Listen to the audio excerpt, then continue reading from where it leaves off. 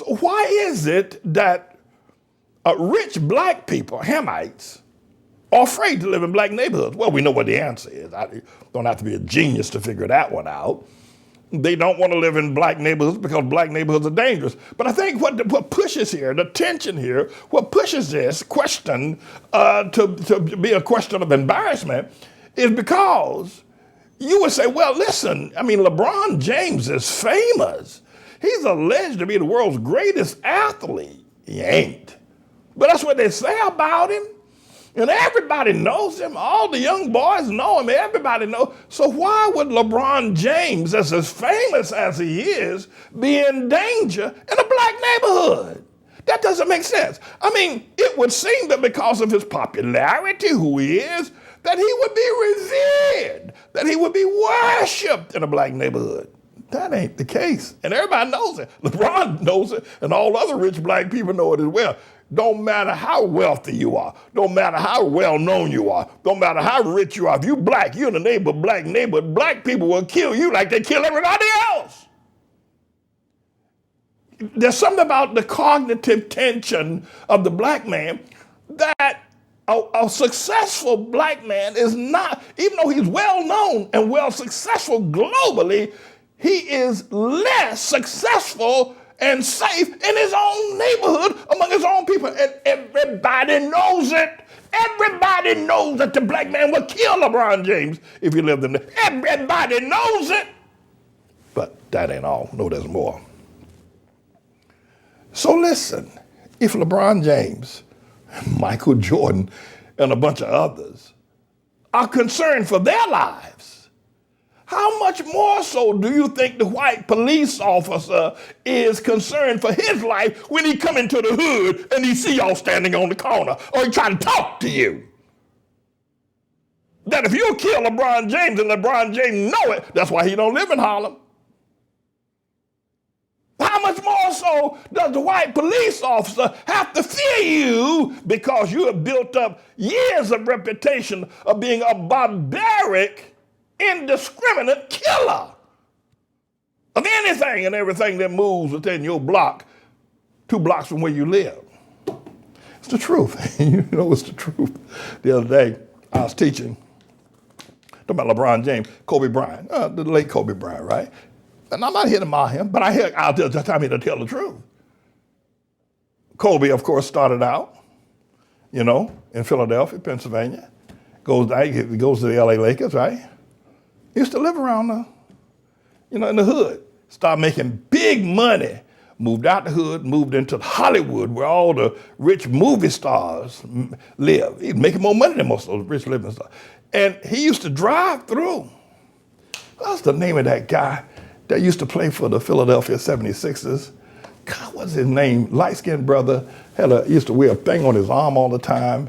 What was his name? Anyway, he used to drive his Bentley through Philly, right? The poor neighborhoods of Philly. And Kobe used to drive his Bentley through South Central. But he realized that was very dangerous. So he stopped even driving, forget about not living there, don't even drive his Bentley there no more. He started renting a helicopter to fly him from his house over South Central Los Angeles to the LA Lakers theater. This is just truth. What I'm getting at here is that, listen, let me tell y'all, tell a black man, the cognitive tension. The man's got a problem. He's got a serious problem. There's something I need to tell him. He got a serious, even wealthy, well-known global figures like LeBron James and Kobe Bryant, if they lived in the black neighborhood, black people would kill them the way they kill everybody, the way they do everybody else. And so if the black man, if LeBron James is afraid of living around his own kind, how much more so does the white police officer that comes in from the suburbs and have to work in the black neighborhood? He gonna pull that trigger on you. He gonna bust a cap on you and ask questions later. He ain't gonna sit there and argue with you because you'll kill anybody, and he knows it. And that's why we need to talk. We need to start talking about that. Black Lives Matter, and Rashad Brooks, and all that. They take Trayvon Martin, and all of them. It's the truth. The black man, the Hamite, that brother has got a serious problem. Can't get his own people to live around him. The other thing is this, is that, the black woman, Hamite woman, can't find a husband now. And I said all this has happened mainly, it has been escalated greatly since the election of Barack Hussein, the long-legged Mac Daddy Obama. And, it's hard and hard now for a Hamite woman, to find herself a Hamite man. Mainly because he's greatly unemployed now, he's marginalized now, and the more vicious he comes, I tell you what you do. Go to a local bank. What kind of banks they got? They got Wells Fargo, they got, what kind of banks they got in your part of the world, right? Chase Bank, what they got. Go in there and see how many black men you see working in the bank. I'll wait. I'll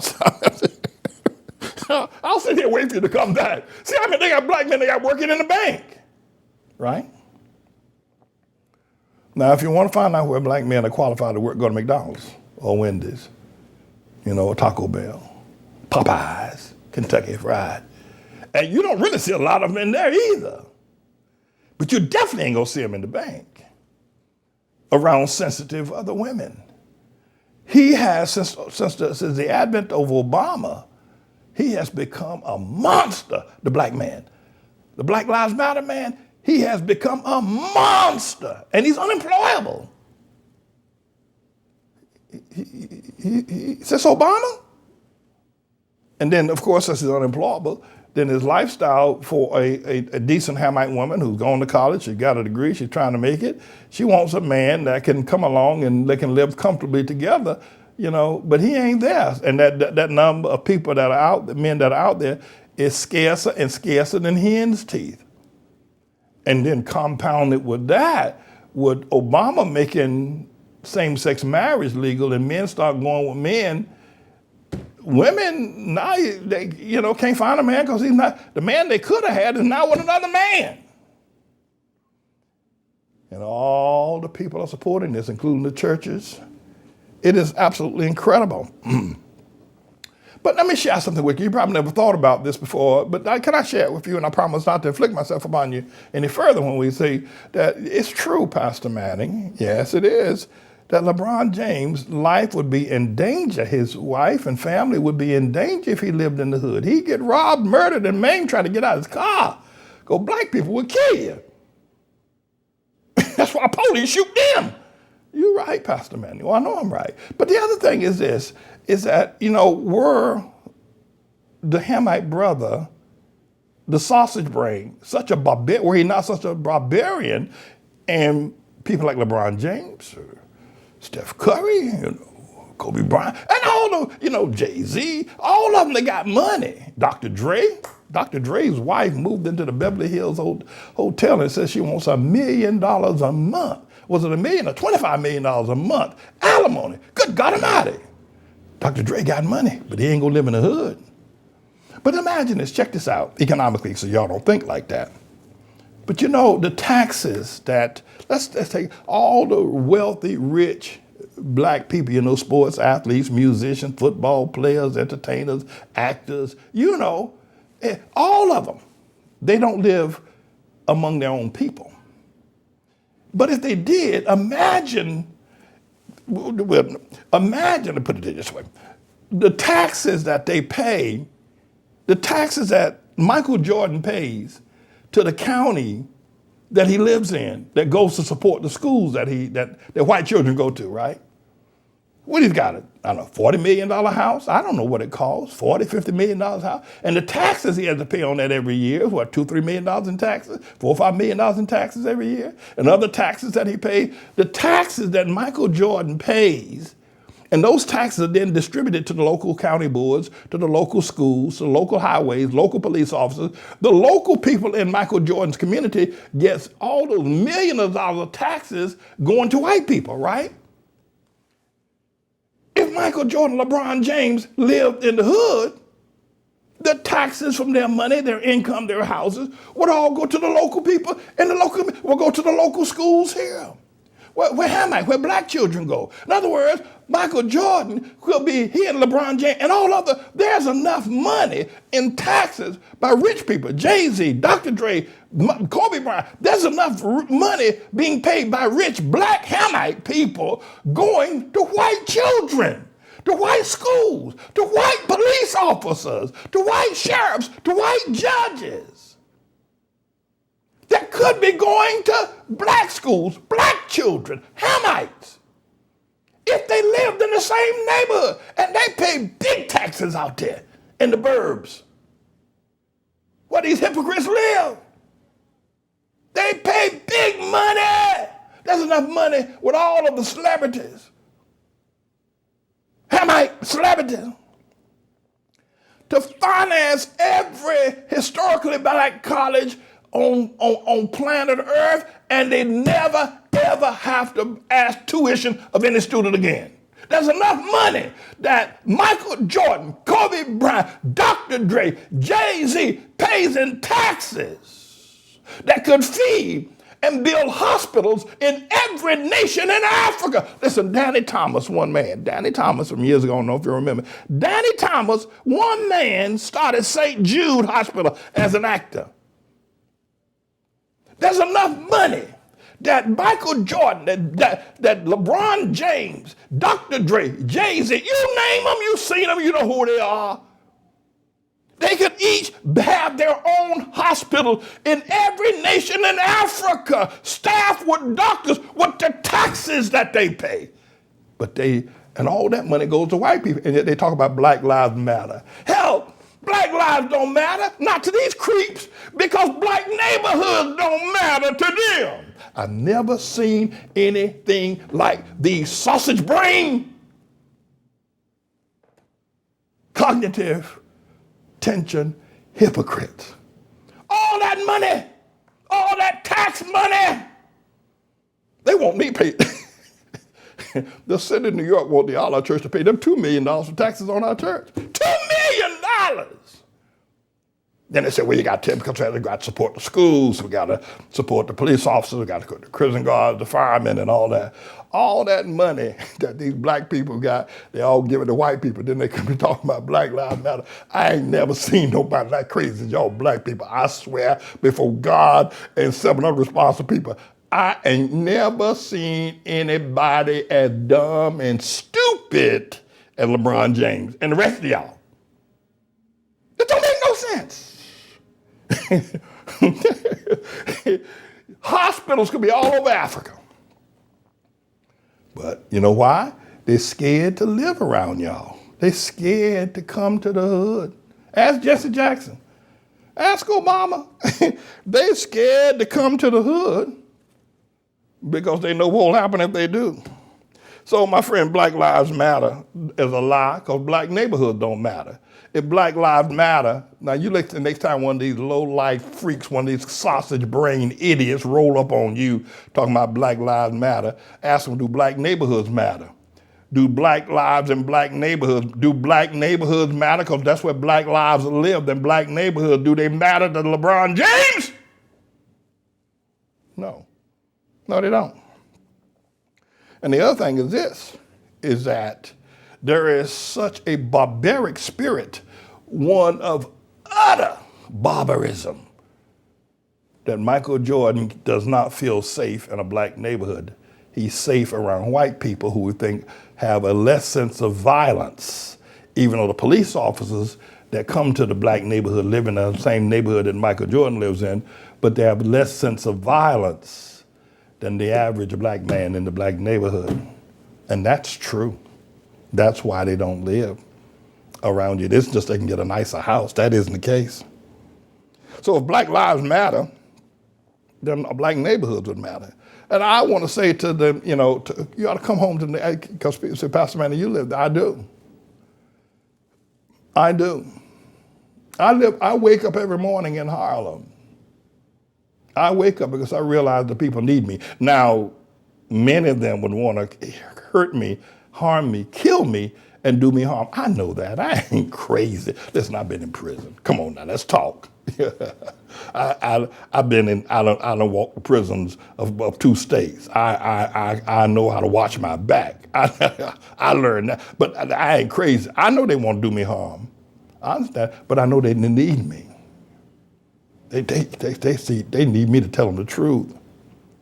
They need me. That's why I wake up in Harlem every day. I could possibly live somewhere. I wouldn't want to live. In fact, I wouldn't want to live anywhere else. You know, I want to live where I'm needed. I want to serve breakfast to children that need me. You know, that's what's in my heart. So why don't we have these brothers come on home, LeBron James, come home, Jay-Z, come home to Harlem, Spike Lee, come home to Harlem, Al Sharpton, come home to Harlem, Obama, come on back to home, come back to the hood, come home to Harlem. I tell you what, they ain't gonna do that. Well, maybe they will, but maybe you can help get this message out. Maybe you have a venue, maybe you have a social media, maybe you have a television, maybe you have a reporter, maybe you have a newspaper, to get the word out. Obama, come home to Harlem. Al Sharpton, come home to Harlem. LeBron, come home to Harlem. Jay-Z, come home to Harlem, man. You're raised up out there on Stuyvesant, out there in the projects, out there on Macon. Where you raised up out there? I know them projects. I know out there between Lafayette Avenue. I know where you were raised up out there. Come back to the hood, man. Come home and live among your people. Come home. Maybe y'all can help me get the word out. And next time you see one of these freaks on television and they're talking about Black Lives Matter and they're all of this and one thing after the other, you say, wait a minute, these are a bunch of phonies. These people talking about Black Lives Matter, they don't live black themselves. They don't live black. They're milking white folk for money. And what we need is forget about putting hospitals in Africa. We need education institutions. I want to tell you, the Hamite man, that man, you said, well, but he graduated Harvard with a law degree. I said, the Hamite man. Well, if he graduated from Harvard with a law degree, that means he's smart. Have you seen him? Have you seen him? Well, Pastor Manning, I mean, come on now. I can understand if you're talking about homeless people, convicts. But you mean to tell me that the man that he has a medical degree, he's just as ignorant? Yes!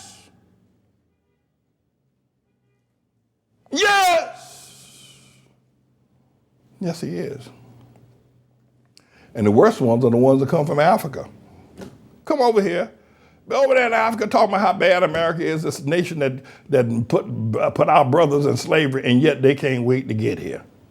Something wrong with him. So I thought I need to tell you that we need to build our neighborhood. I tell you what, let's build an arch here in the community. Mr. Engineer, I know I didn't tell you about this. I warned you. Well, let's build an arch. That's why you have to bring it up. But let's build an arch. Come, brothers, y'all, come on. Come do come live. Put your money where your mouth is. If Pastor Manning can walk the streets of Harlem, wake up in Harlem every morning, why can't you? I mean, are you half the man that Pastor Manning is? Or do you have half the cojones that Pastor Manning has? Hey, are you have half the integrity or 1/10 of the righteousness of the good honorable Dr. James David Manning? He lives in Harlem. And before you ever try to say Black Lives Matter, first, put your money where your mouth is. Come and live where black people live their lives. And then maybe we'll say something, maybe we'll have something to say with it. I believe you. Black Lives Matter. Never seen anything like it in all my days. And then they raid everybody. Come home to Harlem, LeBron James. Come home to Harlem, Al Sharpton. Come home and live in Harlem, Obama. Jay-Z, come live in Harlem if Black Lives Matter. Come live among black people if Black Lives Matter. I'm James David Manning, everybody. I'm the Lord's servant. This is a bit of a news blog we do, looking at spiritual wickedness in high places for the most part, making some observations about it and giving people a biblical foundation to the way of interpreting, rather than have Sean Hannity or Laura Ingraham or Janine Pirro or Anderson Cooper or Rachel Maddow or Don Lemon, Rush Limbaugh interpret what's going on in the world. You come to me and I'll tell you based on what the Word of God says. They'll just give you their worldly, sinful view. But the Manning Report will tell you what God has said, whether to say yea or nay, whether to go or to stay. You'll be led by the word of Almighty God. Come to the Manning Report on a daily basis to interpret the spiritual wickedness in high places, because there's plenty of it that's going on. And so I am he. I'm the Lord's servant, James David Righteous Rebel Manning. And I'm here to serve you with news and information.